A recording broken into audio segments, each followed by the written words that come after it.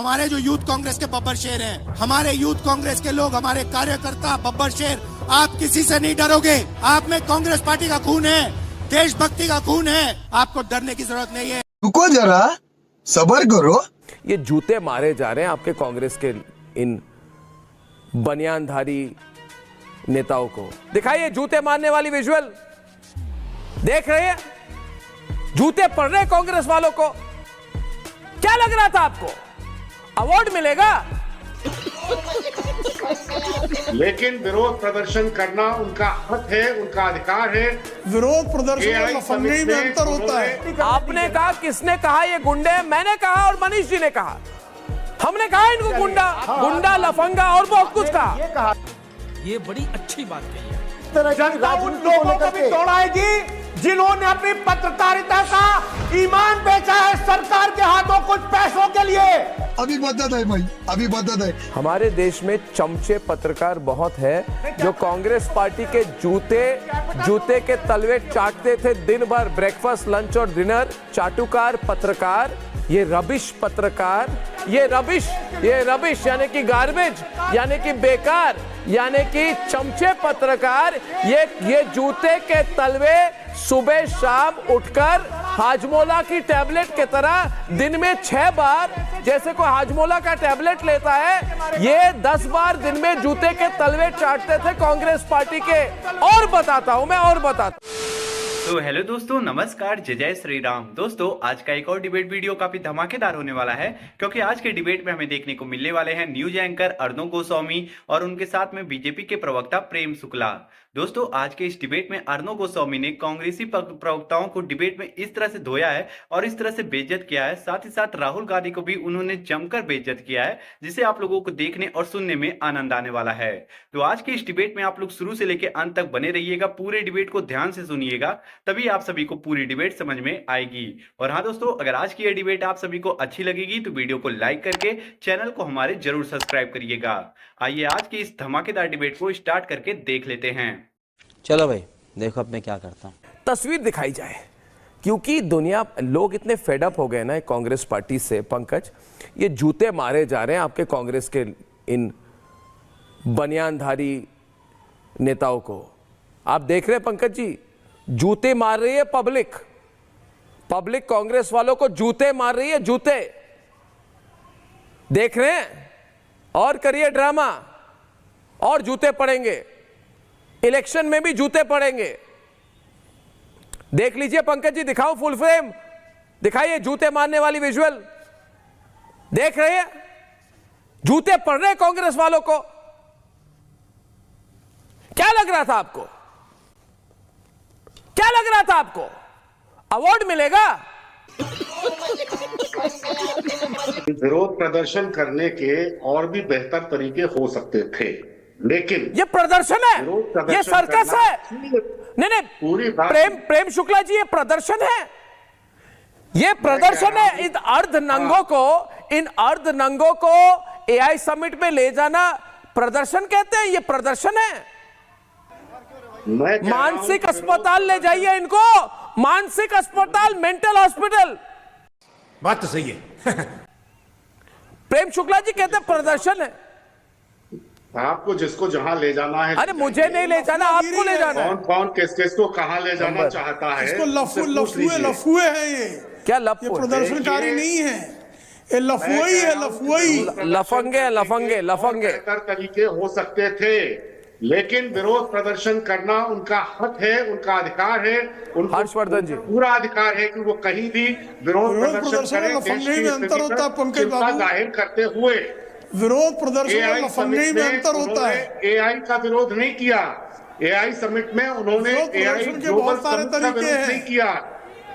वो मुद्दा उठा रहे हैं देश के हालात का, तो देश के हालात का लफंगों को और विरोध प्रदर्शनकारी का अंतर कृपया समझें। अब अगर कांग्रेस प्रदर्शन का अर्थ भी भूल गई है, प्रदर्शन का तरीका भी भूल गई है, लफंगई को प्रदर्शन समझ रही है, तो कांग्रेस इससे और कितना नीचे गर्त में गिरेगी पंकज बाबू? प्रदर्शन नहीं हुआ है, कितना गर्त में गिरेगी? पार्टी ने कब भारतीय जनता पार्टी के कार्यकर्ताओं ने कब कमीजें उतारकर किसी अंतर्राष्ट्रीय कार्यक्रम में नहीं किया है, एक लंबा कहीं भारत को कलंकित करने वाला कुकर्म नहीं किया है।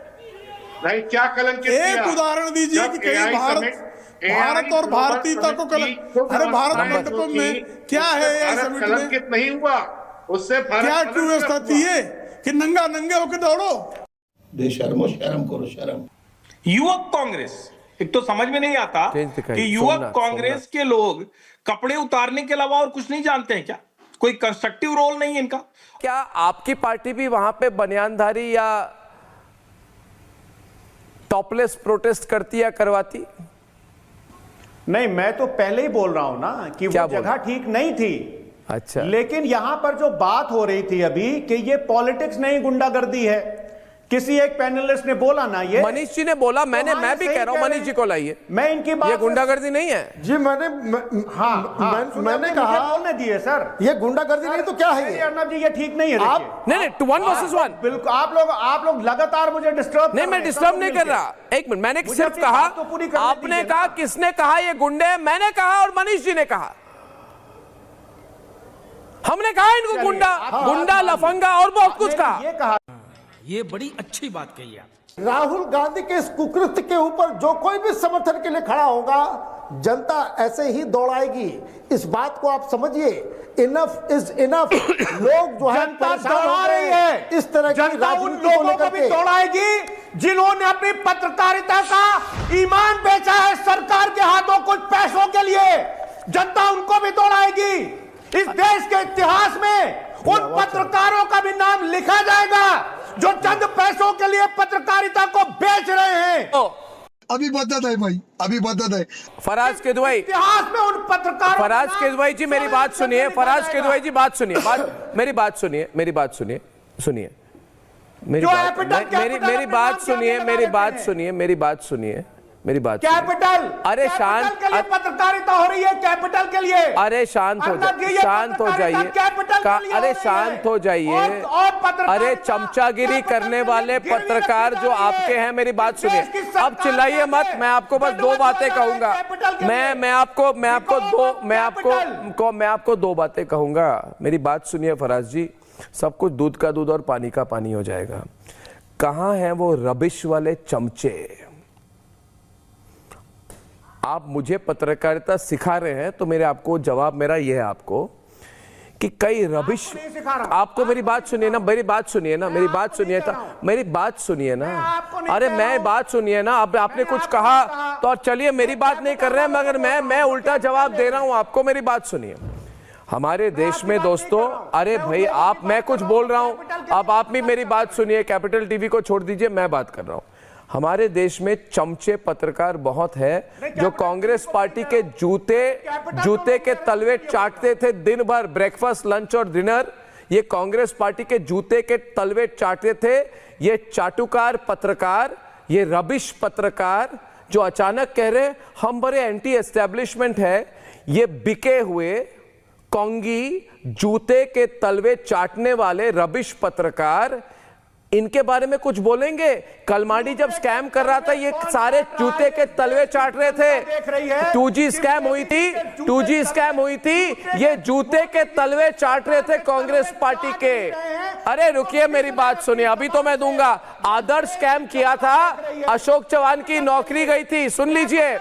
तब ये रबिश पत्रकार, ये रबिश यानी कि गार्बेज, यानी कि बेकार, यानी कि चमचे पत्रकार, ये जूते के तलवे सुबह शाम उठकर हाजमोला की टैबलेट की तरह दिन में 6 बार, जैसे कोई हाजमोला का टैबलेट लेता है, ये 10 बार दिन में जूते के तलवे चाटते थे कांग्रेस पार्टी के। और बताऊंगा मैं, ये जूते के तलवे चाटने वाले कांग्रेस चमचे पत्रकार बिके हुए, अब बेरोजगार, अनफॉर्चुनेटली अब बेरोजगार, अभी भी सोच रहे हैं कि पप्पू कभी तो प्रधानमंत्री बनेगा, तो जितने अभी भी जूते चाटो, क्योंकि हमारी आदत है। मनीष जी, इनको लगता है कभी ना कहीं पप्पू प्रधानमंत्री बनेगा, तो फिर तब अभी जूते चाट लो, तब फार बाद में बोलेगा कि मुझे याद है तुमने मेरे जूते के तलवे चाटे थे, इसलिए मैं कुछ ना कुछ तुम्हें दूंगा। अरे छोड़िए, ये लोग एंटी हिंदू, जो लोग कहते थे कम्युनल वायलेंस बिल लाकर कि सिर्फ हिंदू वहां पे होते हैं जो कम्युनल वायलेंस करते हैं और मुसलमान कभी नहीं करते। अरे छोड़िए, एंटी हिंदू नहीं है तो क्या है?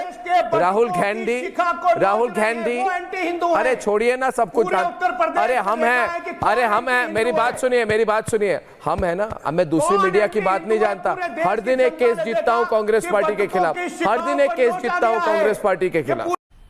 मजा आया, और मैं ये जो मजा है हिंदुस्तान के हर व्यक्ति को देना चाहता हूं। दोस्तों, आज के इस डिबेट में अंत तक बने रहने के लिए आप सभी लोगों का धन्यवाद। उम्मीद करता हूं आज की ये डिबेट आप सभी को पसंद आई होगी। तो आज के इस डिबेट में आप लोगों ने देखा किस तरह से अर्णव गोस्वामी ने कांग्रेसी प्रवक्ताओं को डिबेट में जमकर धोया है, साथ ही साथ कांग्रेसी पत्रकार जो रवीश कुमार है उसे भी जमकर बेइज्जत किया है। तो आज के इस डिबेट के बारे में आप सभी का क्या राय है? आप लोग अपनी राय वीडियो के कमेंट बॉक्स में हमें जरूर बताइएगा। और हाँ दोस्तों, अगर आज की ये डिबेट आप सभी को अच्छी लगी है तो वीडियो को हमारे लाइक कर दीजिए और चैनल को हमारे सब्सक्राइब कर लीजिए, क्योंकि हमारे चैनल पे आप सभी लोगों को ऐसी धमाकेदार डिबेट देखने को मिलती रहेगी। आप लोगों से हम जल्दी मुलाकात करेंगे एक और शानदार डिबेट के साथ। तब तक के लिए आप लोग अपना और अपने प्यारे परिवार का ध्यान रखिए। जय हिंद, जय भारत, वंदे मातरम, जय जय श्री राम।